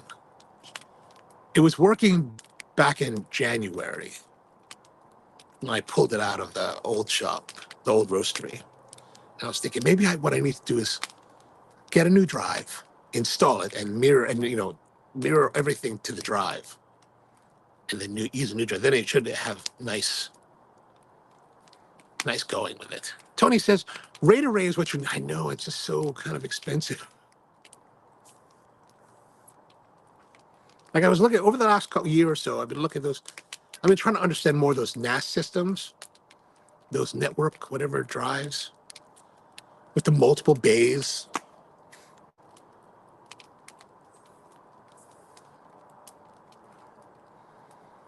I still don't understand that. But yeah, I have that PC on the bench. I took the panels off, and man, there's like thick mats of dust. It's like, oh my gosh. I'm like trying to clean it all out. I was just thinking maybe I just sprayed deoxit over everything.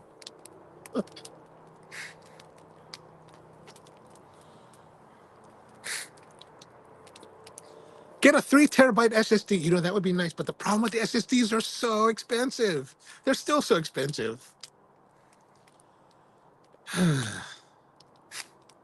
I do like the SSDs. I've got a couple SSD drives that theoretically, the idea was I was going to take the SSDs and put all the working files that I'm editing with on the SSDs so it just edits faster. I've lost total control of that. So that no longer. I'm just working off of like 7,200 RPM HHDs. And actually, surprisingly, those work fairly well even for editing. Sometimes it gets bogged down. For the most part, it works fairly well and allows me to keep, like, those are the ones that are like 4, 6, and 8 terabytes. I can only really afford like 2 terabyte SSDs, maybe the 3. It's been a while since, but so maybe I get the 3 SSDs soon. Black Friday's around the corner, no doubt, no doubt. And evidently, there's another Amazon Prime Day coming up, or Prime Week, or some kind of Prime thing happening soon, or maybe we're in the middle of it. I don't know. I only know about that because I noticed a couple days ago a bunch of YouTubers were like, "There's a Prime happening, and these are the deals." And I was like, "What? I don't know. I should look up the computer guys and see what they're saying about the Prime deals."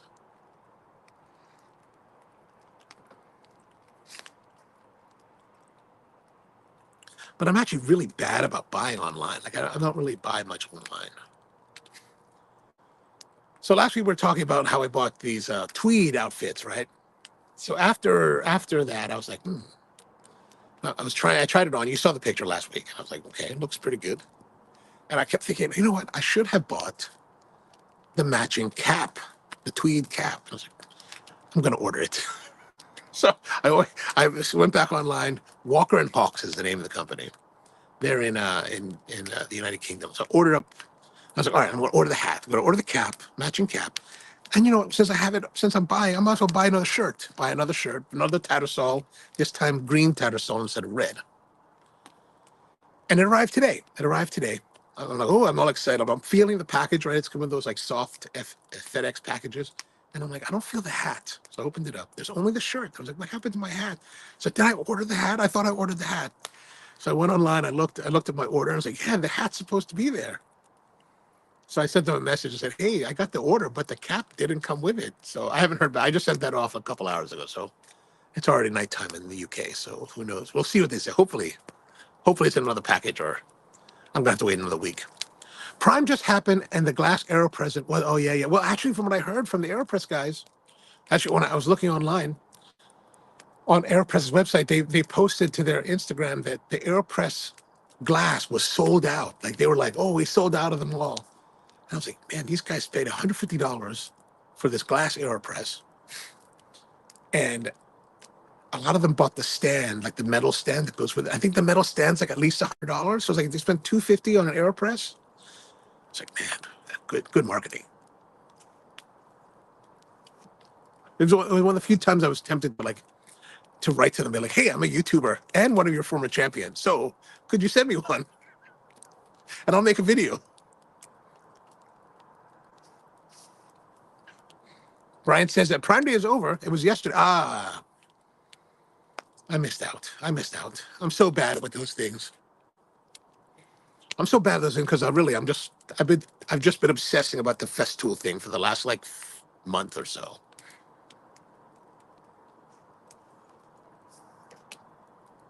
So everything's been about looking at the Festool website, thinking, okay, I need to save up a little more money for that.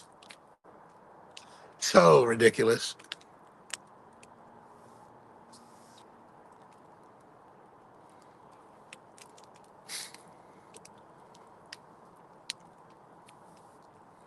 But the interesting thing is that I was looking at some of the Festool stuff, right? Let's say the drills, right? So Festool has these drills. They've got this 18-volt drill. It's fairly expensive. But then I was like, I wanted to compare. I was like, so I looked at DeWalt, which has been my brand for the longest time. And I was looking at the top of the line. I ran on Google. So what is the top of the line of DeWalt? Like impact drivers, right? Or drill. Actually, drill, because I already have an 18-volt or 20-volt impact driver that I really like. And I think just the drill alone was $299. Then you had to buy the batteries. And I was thinking, it's at that price point, you can get the Festool drill, I think, for like $350. So the price at certain levels of tooling, the Festool isn't that much more expensive. Like the extractors, right? The dust extractors. I was looking at Makita's website. I look at Makita dust extractors, and Makita dust extractors a lot of them are on par with Festool prices. I was like, wow, I didn't realize that you'd spend that much money there.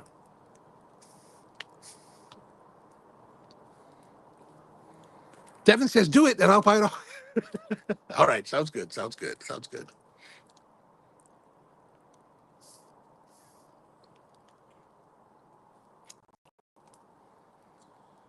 Are we talking about the AeroPress or the DeWalt?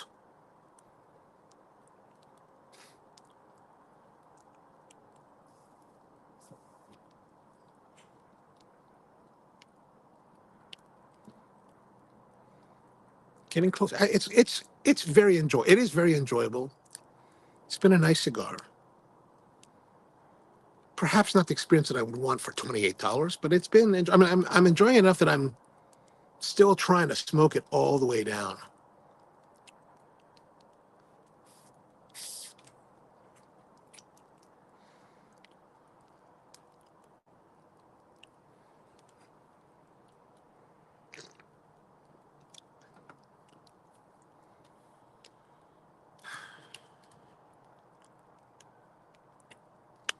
So what else happening this weekend? This weekend there is on Sunday. If you're here in Baltimore, there is a Filipino festival that's happening at the Power Plant Live in downtown the city by the harbor. So if you're interested in Filipino food and stuff like that, they're going to have food and entertainment all afternoon on Sunday.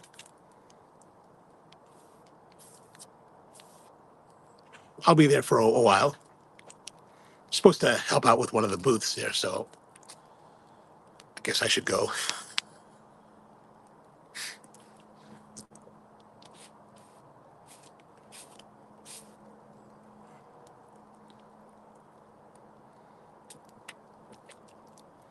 Fire is burning well now. Oh, the AeroPress. Oh, gotcha.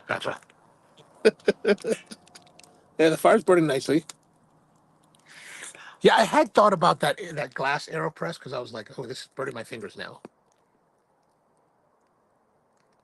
Gosh, getting rid of that. I had thought about that glass AeroPress because I was thinking maybe for the new shop, buy one. But $150. Maybe it'll take a while after we open the shop and we make more money. All right, so let's go to our scoring here. I'm gonna say it's still 8.5.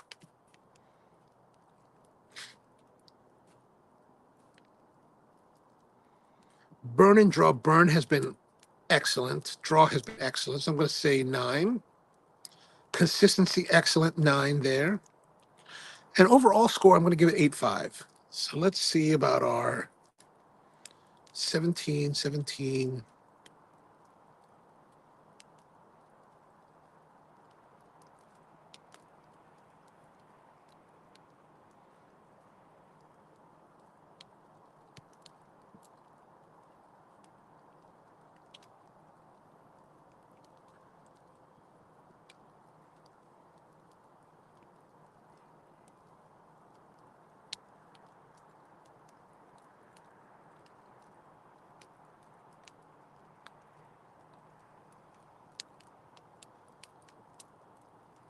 This cannot be right.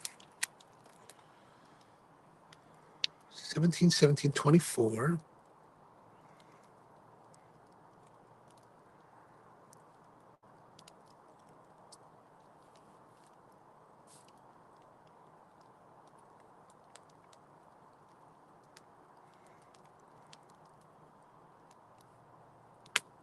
No, that's not right. I'm missing something here.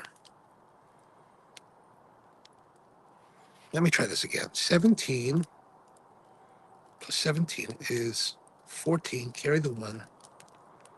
Oh, yeah, there we go. 34. 34, not 24. So it should be 77.75 plus 8.5, which is 2.5. So 86.25. 86.25 is our total score here. So we've got 875, 85, 85, 85, 85, 85, 85, 99, 85, 86, 25. So a good showing, a good showing. A good showing among cigars that are pretty much the same price as other ones. I mean, the same performance as other cigars that are much less. So a little bit disappointing there. Actually, well, we have a few more moments. Let me go grab a small cigar.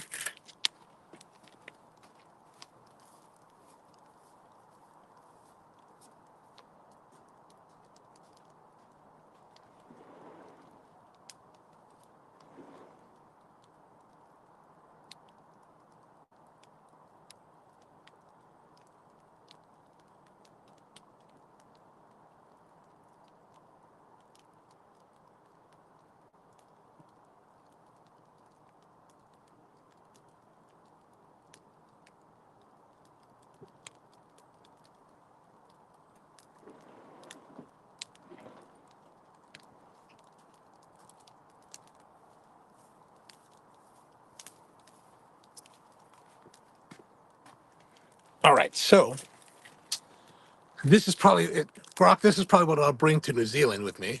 These little Monte Cristo minis. That way, I can have more smokes for 50 grams.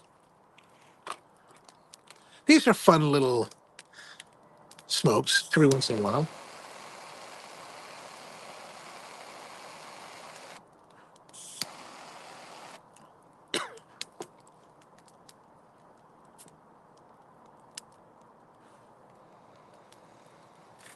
I think these have nice flavor.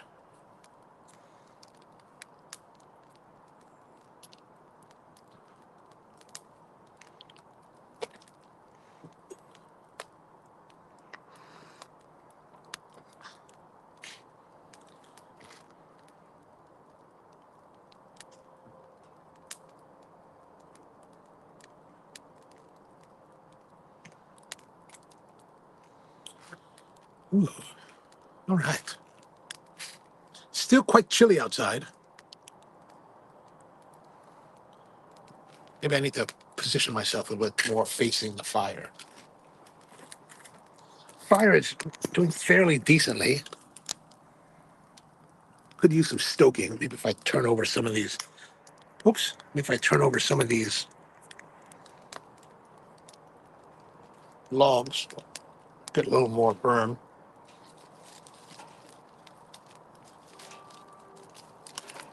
Oops.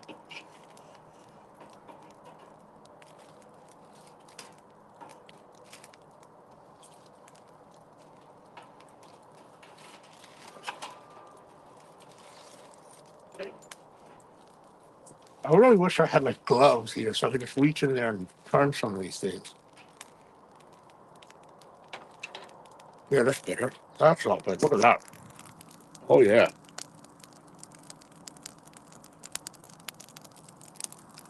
The only thing about these little minis, I end up puffing on them a lot because I want to get more of that smoke.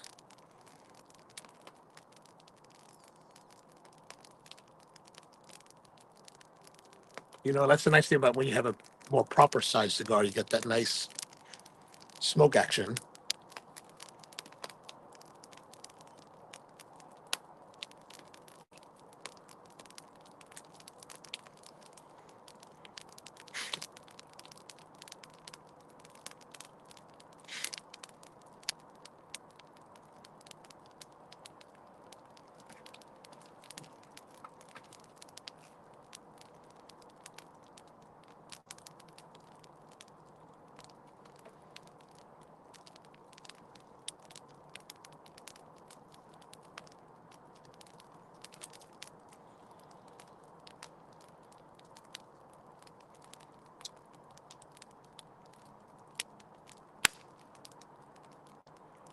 Oh, yeah, it is burning nicely.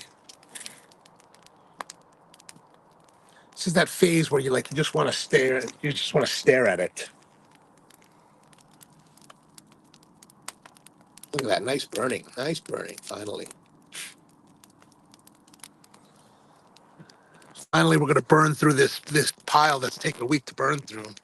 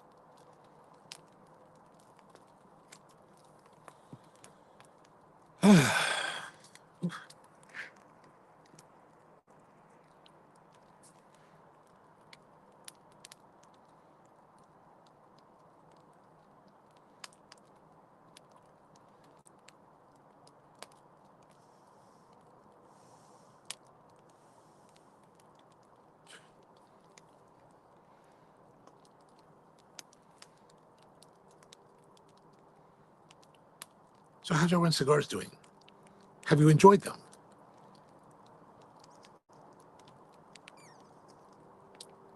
I will try to remember to go look for some diesels. We've got a couple more cigars. We still have cigars lined up for next few weeks. The I think next week is supposed to be the RoMa Craft. Oh no, no, maybe we're going to move to the to one of my father's, maybe the 20th anniversary.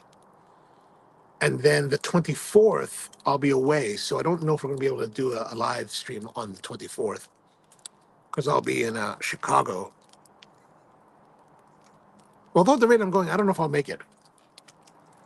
Like I talked about going to different places. Like this week, I was thinking about going to New York. I was going to go to New York this week. There was this National Association of Broadcasters show they were having in New York City yesterday, today, and tomorrow, 8, 9, and 10. Or maybe that was today's the 10th, right? So just today would be the last day. I was going to go there this week and come back tomorrow, but then I don't know. I just don't feel like going anywhere. So I called my friend a couple weeks ago. I was like, "Hey man, I'm going to stay at your place." He's like, "Yeah, no problem." And then I just called him the other day. I was like, "I'm not coming anymore."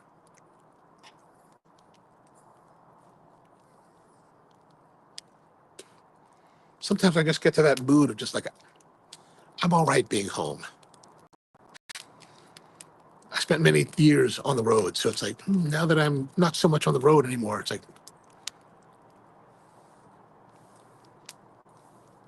one of my friends. She called me the week. She's early this week. She's like, "When are you gonna come to visit again?" And I was like, I don't know. I don't know. She lives in Manila, and I was like, oh, I don't know yet.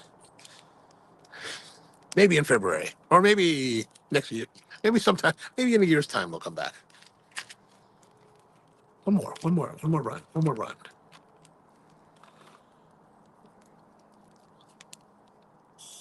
The only thing about these minis, they're very short, so you end up chain smoking them.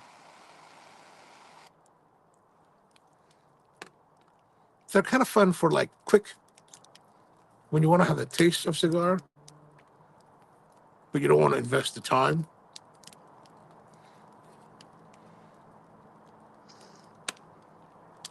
So the Festool mug, not bad.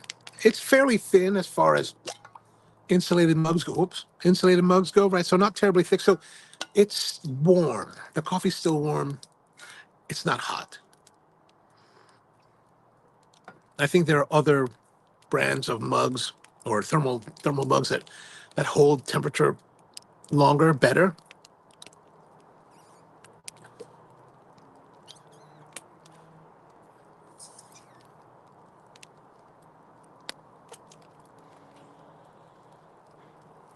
Didn't need to turn some of these again.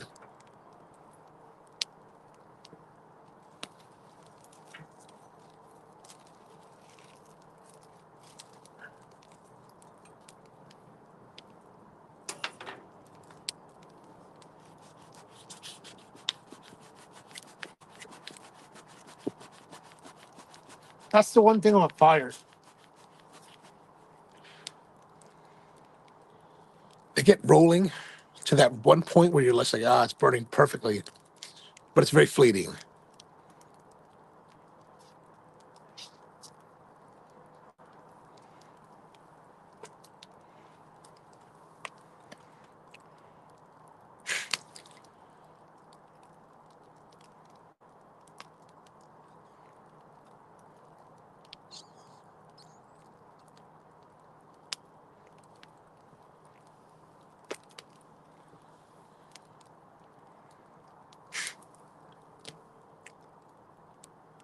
Another thing you might want to consider doing if you're in the area, starting tomorrow, is something called the White Rose Gaming Room, which is being held at the York County Fairgrounds in York, Pennsylvania. It's a 2-day event, Friday and Saturday, all day Friday, all day Saturday. And it's basically an organization that gets together once a year, and everybody brings their pinball and arcade machines, like old school upright arcade machines. And some of these pinball machines are like from the early 1900s. And they set them up and you can just play them nonstop. I took my nephew there last year and I thought it was pretty awesome. And they have this new generation of like pinball machines that are like super high tech.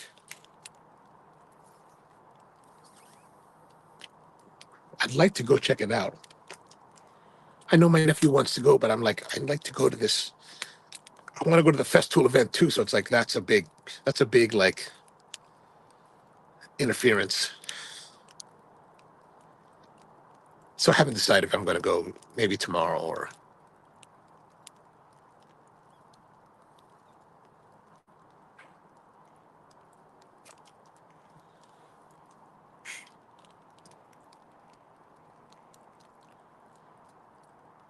But I know my nephew definitely wants to go on Saturday because he was like, I want to go to the tournament. And I was like, man,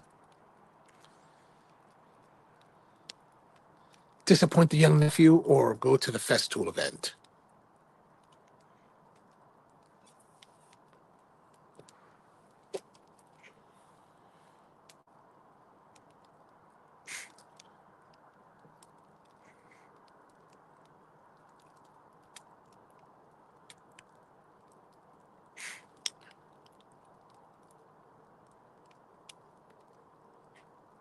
Maybe I'll take him on Saturday instead of going to the Festool thing.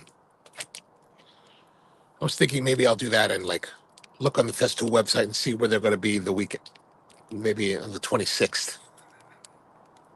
Oh, I can't do that. I have an event on the 26th. That's it. I guess I'll never get to go to this Festool event.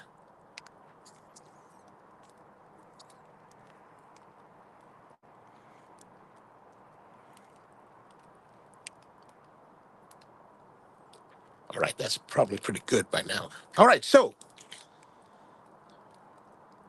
that was the Arturo Fuente Don Carlos Personal Reserve, 86.25.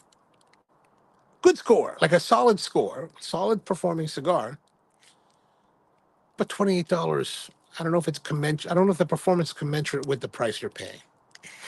So that's my thought on it. All right, so back again next week, the 19th, or that's up there. Is that the night? No, the 17th. Back again next Thursday, 8 p.m. for another two Thursday night hang. And come join me then. Love to see you guys. Always good hanging with you. And yeah, that's pretty much it for today. Hope you have a wonderful one. And see you next time.